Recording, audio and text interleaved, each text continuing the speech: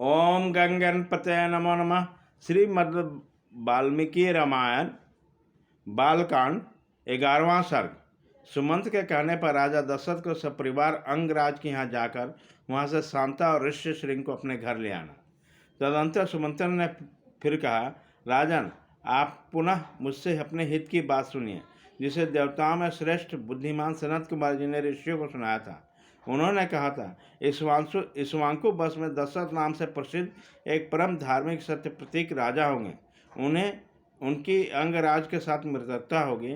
दशरथ एक परम सौभाग्यशाली कन्या होगी जिनका नाम होगा शांता। अंग देश के राजकुमार का नाम होगा रोमपाद। महायशस्वी राजा दशरथ उनके पास जाएंगे और कहेंगे, धर्मात्मन, मैं संतानहीन हूँ, यदि आज्ञा दे तो शांता के प्रति ऋष्यशृंग मुनि चलकर मेरा यज्ञ करा दे। इससे मुझे पुत्र की प्राप्ति होगी और अपने वंश की रक्षा हो जाएगी।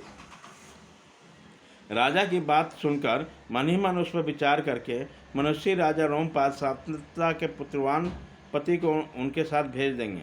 ब्राह्मण ऋष्यशृंग को पाकर राजा दशरथ की सारी चिंता दूर हो जाएगी और प्रसन्नचित होकर उस यज्ञ का अनुष्ठान करेंगे।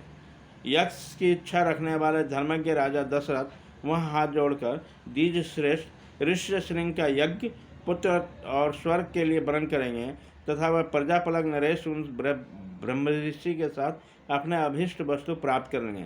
राजा का जो 4 पुत्र होंगे, जो अप्रेय पराक्रमी, वंश की मर्यादा बढ़ाने वाले और सर्वत्र विख्यात होंगे। महाराज, पहले सत्य युग में शक्तिशाली देवर भगवान सनत कुमार जी ने ऋषियों के समक्ष ऐसी कथा कही थी। पुरुष सिंह महाराज, इसलिए आप स्वयं सेवा और संगवारियों के साथ अंग देश में जाकर मुनि कुमार ऋष्यशृंग को सत्कार पूर्वक यहाँ ले आइए। सुमंत का वचन सुनकर राजा दशरथ को बड़ा हर्ष हुआ। उन्होंने मुनिवर वशिष्ठ जी को सुमंत की बातें सुनाई। उनकी आज्ञा लेकर अनिवास के रानियों तथा मंत्रियों को साथ अंगदेश के लिए प्रस्थान किया, जहाँ विप्रवर ऋष्यशृंग निवास करते थे। मार्ग में अनेकानेक वनों और नदियों को पार करके वह धीरे धीरे उस देश में जा पहुँचे जहाँ मुनिवर ऋष्यशृंग विराजमान थे। वहाँ पहुँचने पर उन्होंने द्विज श्रेष्ठ ऋष्यशृंग रोमपाद के पास ही बैठे दिखाई देते। वे ऋषिकुमार प्रज्वलित अग्नि के समान तेजस्वी जान पड़ते हैं। तदंतर राजा रोमपाद ने मित्रता के नाते अत्यंत प्रसन्न हृदय से महाराज दशरथ का शास्त्रोक्त विधि के अनुसार विशेष रूप से पूजन किया और बुद्धिमान ऋषि कुमार ऋष्यशृंग का राजा दशरथ के साथ मित्रता की बात बताई। उन्होंने भी राजा का सम्मान किया। इस प्रकार भली भांति आदर सत्कार पाकर नरश्रेष्ठ राजा दशरथ रोमपाद के साथ वहाँ 60-8 दिन तक रहे।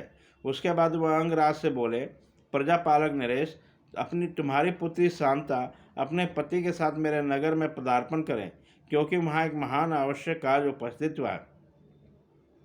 राजा रोमपाद ने बहुत अच्छा कहकर उन बुद्धिमान महर्षि को का जाना स्वीकार कर लिया और ऋष्यशृंग से कहा, विप्रवर, आप शांता के साथ महाराज दशरथ के यहाँ जाइए।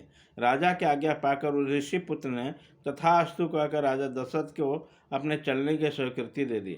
राजा रोमपाद की अनुमति लेकर ऋष्यशृंग ने पत्नी के साथ वहाँ प्रस्थान किया। उसी समय शक्तिशाली राजा रोमपाद और दशरथ ने एक दूसरे को हाथ जोड़कर स्नेहपूर्वक छाती से लगाया तथा अभिनंदन किया। फिर मित्र से विदा लेकर रघुकुल नंदन दशरथ वहाँ से प्रस्थित हुए। उन्होंने पूर्ववासियों के पास अपने शीघ्रगामी दूत भेजे और कहलाया, समस्त नगर को शीघ्र सुसज्जित किया जाए, सर्वत्र धूप की सुगंध फैले, नगरों को सड़कों को झाड़ बुहार कर उनमें पानी की छिड़काव किया जाए तथा सारा नगर ध्वज पताकाओं से अलंकृत हो। राजा का आगमन सुनकर पूर्ववासी बड़े प्रसन्न हुए।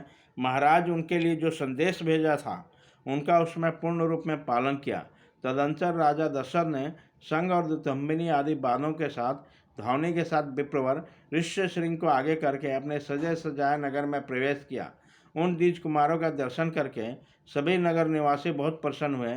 उन्होंने इंद्र के समान पराक्रमी नरेश दशरथ के साथ पुरी में प्रवेश करते हुए ऋष्यशृंग का उसी प्रकार सत्कार किया जैसे देवताओं ने स्वर्ग में सहस्राश इंद्र के साथ प्रवेश करते हुए कश्यप नंदन वामन जी का समादर किया था।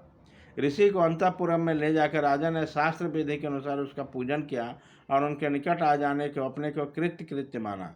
विशाल लोचना शांता को इस प्रकार अपने पति के साथ उपस्थित देकर अंतःपुर की सभी रानियों को बड़ी प्रसन्नता हुई। वे आनंद मग्न हो गई। शांता भी उन रानियों के साथ तथा विशेषतः महाराज दशरथ के द्वारा आदर सत्कार पाकर तथा कुछ काल तक अपने पति विप्रवर ऋष्यशृंग के साथ बड़े सुख से रहे। इस प्रकार श्री वाल्मीकि ने निर्मित